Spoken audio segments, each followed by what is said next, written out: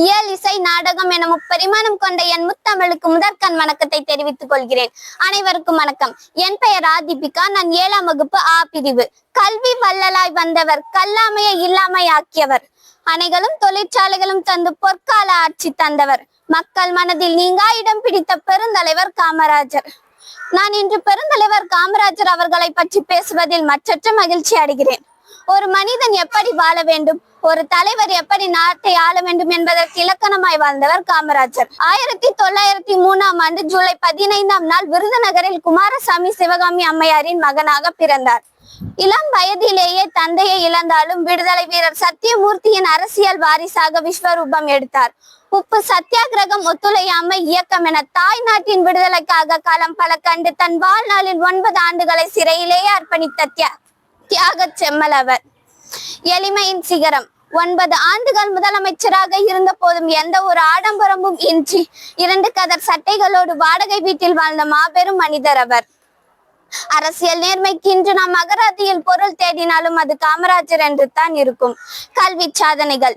என்னும் எழுத்தும் கண்ணென தகும் என்ற ஔவையாரின் வாக்கிற்கு ஏற்ப காமராஜர் முதலமைச்சரானதும் பட்டி தொட்டி எங்கும் பள்ளிகளை திறந்தார். சாதிகள் இல்லையடி பாப்பா என்ற பாரதியின் வரிகளுக்கு இணங்க ஏழை பணக்காரன் பாகுபாட்டை ஒழிக்க பள்ளிகளில் சீருடையை கட்டாயமாக்கினார். இலவச கல்வி, மதிய உணவு திட்டம் என பல புரட்சிகளை செய்து ஏழை மக்களின் வாழ்வில் கல்வி ஒளியேற்றி கல்வி கண் திறந்தவரானார். தொழில் மற்றும் விவசாய வளர்ச்சி. வையத்துள் வாழ்வாங்கு வாழ்பவன் வானுரையும் தெய்வத்துள் வைக்கப்படும் என்ற வள்ளுவரின் வரிகளுக்கு இலக்கணமாய் வாழ்ந்தவர் காமராஜர். கல்வி புரட்சி மற்றும் தமிழகத்தின் தொழில் மற்றும் விவசாய வளர்ச்சிக்கும் வித்திட்டவர் அவரே.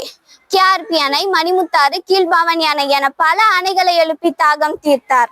நெய்வேலி நிலக்கரி திட்டம், சென்னை ஆவடி இராணுவ தொழிற்சாலை, திருச்சி பெல் நிறுவனம் என மாபெரும் தொழிற்சாலைகளை தந்து தமிழகத்தை தொழில்துறையின் முதன்மை மாநிலமாக உயர்த்தினார். இதனாலேயே அவரது 9 ஆண்டுகால ஆட்சி தமிழக வரலாற்றில் அழியாத பொற்காலமாய் ஜொலிக்கிறது. பெருந்தலைவர் காமராஜர் மறைந்தாலும் அவர் ஏற்றி வைத்த கல்வி தீபம் இன்றும் கோடிக்கணக்கான ஏழைகளின் வாழ்வில் ஒளி வீசுகிறது. அந்த மாமனிதரின் எளிமை, நேர்மை, தியாகத்தை நம் நெஞ்சில் ஏந்துவோம். அவர் கண்ட கனவை நனவாக்க கல்வியில் உயர்ந்து நம் நாட்டை உன்னத நிலைக்கு உயர்த்துவோம். தனக்கென ஏதும் சேர்க்காமல் தமிழர்களுக்காய் தேய்ந்த உத்தரமே, பள்ளி மணி ஓசையில் இன்றும் ஆளும் எங்கள் ஜீவனே, தலைமுறைகள் கடந்து தலைவராய் வாழும் பெருந்தலைவர் காமராஜரை போல நாமும் வாழ்வோம். இந்த உன்னதமான மேடையில் பேச வாய்ப்பளித்தமைக்கு என் நெஞ்சார்ந்த நன்றி கூறி விடைபெறுகிறேன். நன்றி.